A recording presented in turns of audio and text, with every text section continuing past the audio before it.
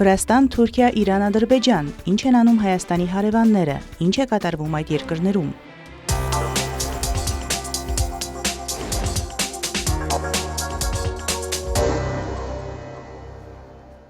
Փետրվարին Վրաստանից արտաքսվել է 85 օտարերկրացի, որոնք երկրում էին առանց օրինական հիմքերի, այս մասին հայտարարել են Վրաստանի ներքին գործերի նախարարությունից։ Հաղորդվում է, որ արտաքսված օտարերկրացիների թվում են Իրանի, Թուրքիայի, Թուրքմենստանի, Ռուսաստանի, Ադրբեջանի, Հորդանանի, Նիգերիայի, Ալժիրի, Չինաստանի, Հայաստանի, Նեպալի, Հնդկաստանի, Իրաքի, Եգիպտոսի, Լիբանանի, Մյանմարի, Լիտվայի, Իսրայելի և Կամերունի քաղաքացիներ։ Օտարերկրացիների մի մասը ինքնակամ է լքել Վրաստանը, իսկ մյուսները բռնի կերպով վտարվել են երկրից միգրացիոն վարչության կողմից։ Այսուհետ նրանց բոլորի մուտքը երկիր արգելված է։ Վրաստանից արտաքսված անօրինական ներգաղթյալների թիվը տարեցտարի աճում է։ Երկրի ներքին գործերի նախարարության վիճակագրության համաձայն 2022 թվականին նրանց թիվը եղել է 165, 23-ին 190, իսկ 2004 թվականին հասել է 430-ի։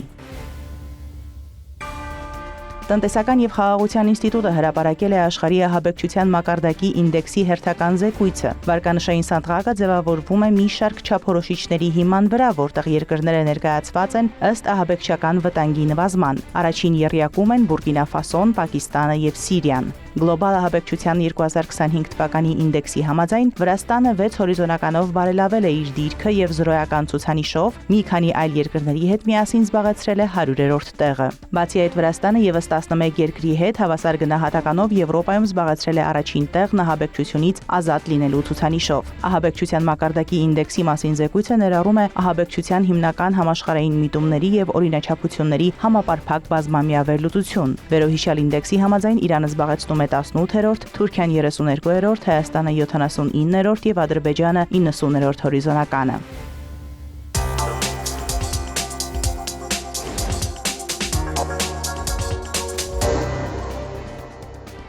Հայաստանի վարչապետ Նիկոլ Փաշինյանը հարցազրույց է տվել թուրքական լրատվամիջոցների ներկայացուցիչներին։ Թուրք լրագրողներից մեկը կարծիքի հայտնել, որ Հայաստան-Թուրքիա հարաբերությունները շարունակում են չկարգավորված մնալ այնքան ժամանակ, որքան Ադրբեջանի հետ խաղաղությունն ուշանա, եւ հետաքրքրվել է Հայաստանի վարչապետից արդյոք նա այդ ռիսկը չի տեսնում։ Փաշինյանը չի համաձայնել այն ձևակերպման հետ, թե հորիզոնում Հայաստան-Ադրբեջան խաղաղությունը չի երևում։ Հայաստանի վարչապետը նկատել է, որ Թուրքիան Հարավային Կովկասում կայունության օգտին է հանդես գալիս։ Մենք տեսնում ենք, որ Թուրքիան հանդես է գալիս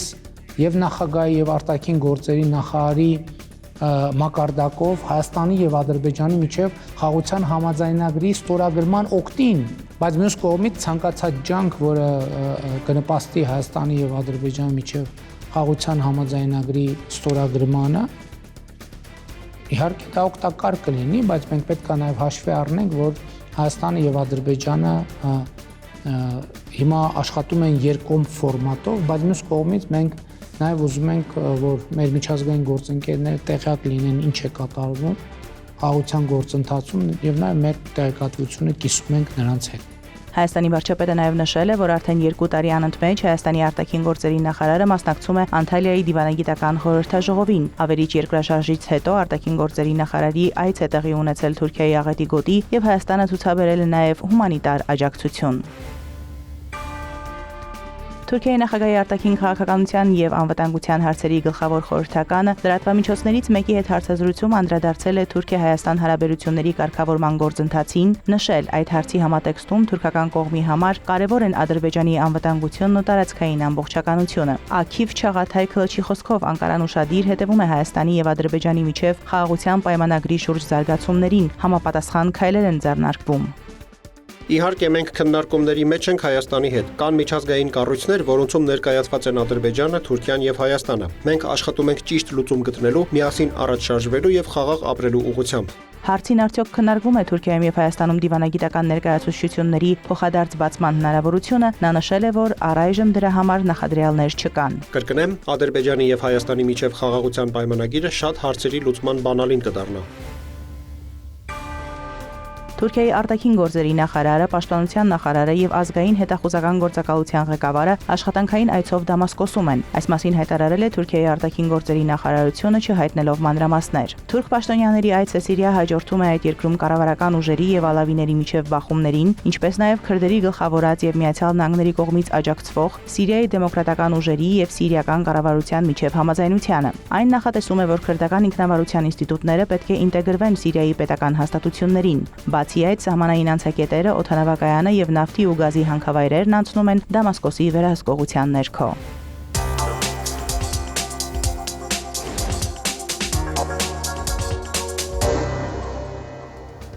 Թեհրանն ու Վաշինգտոնը կապեր են պահպանում եւ միջնորդների միջոցով արդեն խորհրդակցություններ են անցկացնում Իրանի միջուկային ծրագրի շուրջ։ Այս մասին հայտարարել է Իրանի արտգործնախարար Աբբաս Արաղչին։ Նա վերահաստատել է պատվի, իմաստության եւ նպատակահարմարության սկզբունքներով բանակցություններ վարելու Թեհրանի կամքը։ Արաղչին վստահեցրել է, որ Թեհրանը ուղիղ բանակցությունների մեջ կմտնի Միացյալ Նահանգների հետ, եթե Վաշինգտոնը երաշխավորի սպառնալիքներից զերծ բանակցությունները։ Եթե մենք բանակցություններ սկսենք Միացյալ Նահանգների հետ այնպիսի պայմաններում, երբ մյուս կողմն առավելագույն ճնշման քաղաքականություն է վարում, ապա ակնհայտ թույլ դիրքերից կմտնենք դրանց մեջ եւ ոչ մի արդյունքի չենք հասնի։ Պետք է մյուս կողմին ապացուցել, որ ճնշման ռազմավարությունն անարդյունավետ է եւ միայն այդ դեպքում հնարավոր կլինի հավասար պայմաններով նստել բանակցությունների սեղանի շուրջ։ Ինչ վերաբերում է միջուկային հարցերի շուրջ հնարավոր բանակցություններին, նախարարը նշել է, որ իրենք ունեն ծրագիր եւ լավ մտածված ռազմավարություն։ Արաղչիի խոսքով նոր գաղափար է առաջ քաշվել ատոմային էներգիայի միջազգային գործակալության հետ առկա խնդիրները լուծելու համար։ Բանակցություններն ընթանում են անուղղակիորեն միջնորդների միջոցով, ստեղծվել են փոխգործակցության ուղիներ եվրոպական 3 երկրի՝ Մեծ Բրիտանիայի, Գերմանիայի եւ Ֆրանսիայի հետ։ Մենք գործակցում ենք ատոմային էներգիայի միջազգային գործակալության եւ նրա ղեկավար Ռաֆայել Գրոսիի հետ։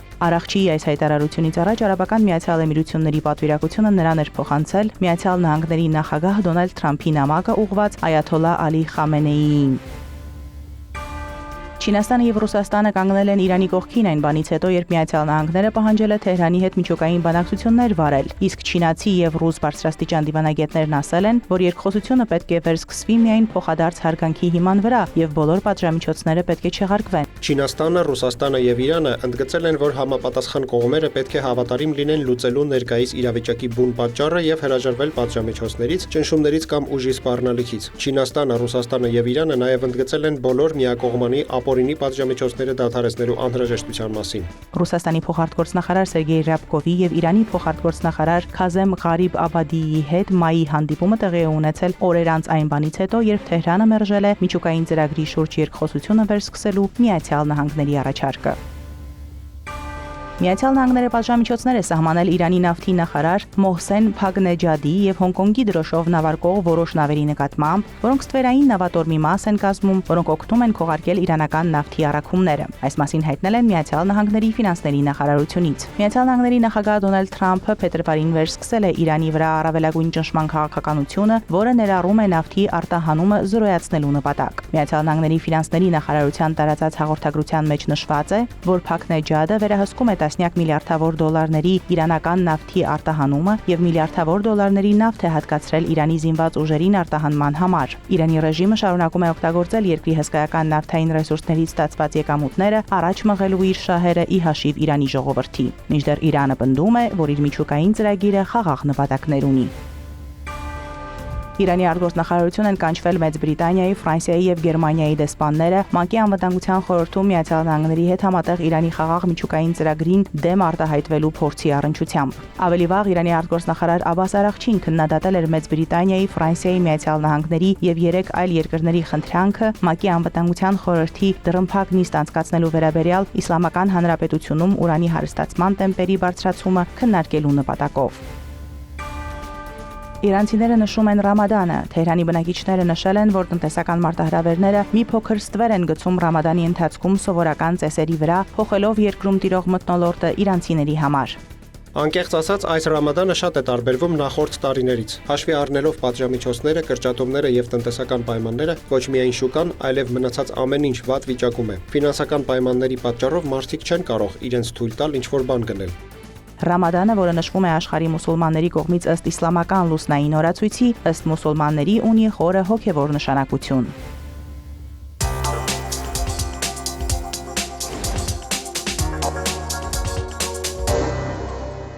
Մեծ Բրիտանիան առաջին անգամ Ադրբեջանում ռազմական գծորդ է նշանակել, որի մասին հայտնել է Ադրբեջանում Մեծ Բրիտանիայի դեսպանատունը։ Հաղորդագրության մեջ նշված է, որ հրամանատար լեյտենանտ Գևին Թարբարդը նշանակվել է ռազմական գծորդի պաշտոնում։ Մենք ուրախ ենք հայտնել գծորդի Ադրբեջան ժամանման մասին։ Այս պատմական նշաձողն արտացոլում է մեր գործընկերության աճող ուժը եւ կամրապնդի մեր համագործակցությունը պաշտպանության եւ անվտանգության ոլորտներում։ Ադրբեջանի պաշտպանության նախարար Զաքիր Հասանովը ընդունել է Ադրբեջանում գտնվող թուրքական Բայկար ընկերության գլխավոր տնօրեն Հալուկ Բայրակթարին։ Այս մասին հաղորդել է Ադրբեջանի պաշտպանության նախարարությունը։ Հանդիպմանն ընդգծվել է երկկողմ ռազմական գործակցության հետագա զարգացումը։ Ադրբեջանի պաշտպանության նախարարության տարածած հաղորդագրության մեջ ասված է, որ հանդիպանը մասնավորապես նշվել է տեխնոլոգիական նորարարությունների կիրառմամբ համատեղ արտադրության ավելացման կարևորությունը, տեղի ունեցել մտքերի փոխանակում Ադրբեջանի եւ Թուրքիայի միջև ռազմատեխնիկական գործակցության ներկա վիճակի եւ զարգացման հեռանկարների շուրջ։ Եզրափակելով պաշտպանության նախարարը Բայրակթարին պարգևատրել է ռազմական գործակցության ոլորտում վաստակի համար մեդալով։ Եվրախորհրդարանը 523 կողմ 3 դեմ եւ 84 ձեռնպահ ձայներով բանաձև է ընդունել Բաքվից պահանջելով անհապաղ ազատ արձակել հայ գերիներին։ Ադրբեջանի կողմից հայ պատանդների, այդ թվում Լեռնային Ղարաբաղի բարձրաստիճան քաղաքական ներկայացուցիչների ապօրինի ձերբակալումը եւ նրանց դեմ շինծու դատավարությունները վերտառությամբ բանաձևը դատապարտում է Ադրբեջանի կողմից հայ պատանդների դեմ անմարդկային վերաբերմունքը եւ պահանջում նրանց անհապաղ եւ անվերապահ ազատ արձակումը։ Խորը մտահոգություն է հայտնում խոշտանգումների եւ դաժան վերաբերմունքի դեպքերի վերաբերյալ եւ կոչ է անում անկախ հետաքննություն անցկացնել այդ խախտումների վերաբերյալ։ Ադրբեջանի իշխանություններին կոչ է անում կատարել իրենց միջազգային պարտավորությունները, ներառյալ Ժնևի կոնվենցիան եւ Մարդու իրավունքների Եվրոպական կոնվենցիան։ Եվրամիությունից եւ միջազգային կազմակերպություններից պահանջում է նպաստել մարդասիրական եւ բժշկական առաքելությունների տեղակայմանը, որպեսզի գնահատեն պատանդարված անձանց պայմանները։ Ընդգծում է հայ քաղբանտարկյալներին ազատ արձակելու, նրանց պաշտպանությունն ապահովելու եւ նրանց նկատմամբ դաժան վերաբերմունքի համար պատասխանատու անձանց պատասխանատվության ենթարկելու դիվանագիտական ջանքերի հրատապ անհրաժեշտությունը։ Կոչ է անում խորհրդին նպատակային պատժամիջոցներ կիրառել Ադրբեջանի պաշտոնատար անձանց նկատմամբ, որոնք պատասխանատու են մարդու իրավունքների խախտումների մասին հաղորդումների համար, այդ թվում դատավորներ Զեյնալ Աղայևի, Ջամալ Ռամազանովի եւ Անար Ռզաևի նկատմամբ։ Խստորեն դատապարտում է ՄԱԿ-ի մարմինների եւ Կարմիր խաչի միջազգային կոմիտեի գրասենյակները փակելու Ադրբեջանի կառավարության որոշումը, ինչը լրջորեն խոչընդոտում է միջազգային մարդասիրական ջանքերին եւ մոնիթորինգի մեխանիզմներին։ Կոչ է անում միջազգային քրեական դատարանին եւ վերջինիս գլխավոր դատախազին հետաքննել Լեռնային Ղարաբաղի հայ բնակչության նկատմամբ բռնի տեղահանումների, հետապնդումների եւ էթնիկ զտումների վերաբերյալ գործերը։ Ողջունում է ՄԱԿ-ի մարդու իրավունքների գերագույն հանձնակատարի հայտարարությունը, որը պահանջում է անվերապահ ազատ արձակել եւ անվտանգ վերադարձնել Ադրբեջանում ապօրինի պահվող բոլոր ռազմագերիներին, պատանդներին եւ այլ կալանավորված անձանց, այդ թվում Լեռնային Ղարաբաղի բարձրաստիճան պաշտոնյաներին։ Մարոթ Հարվերդյան, Հարևաններ։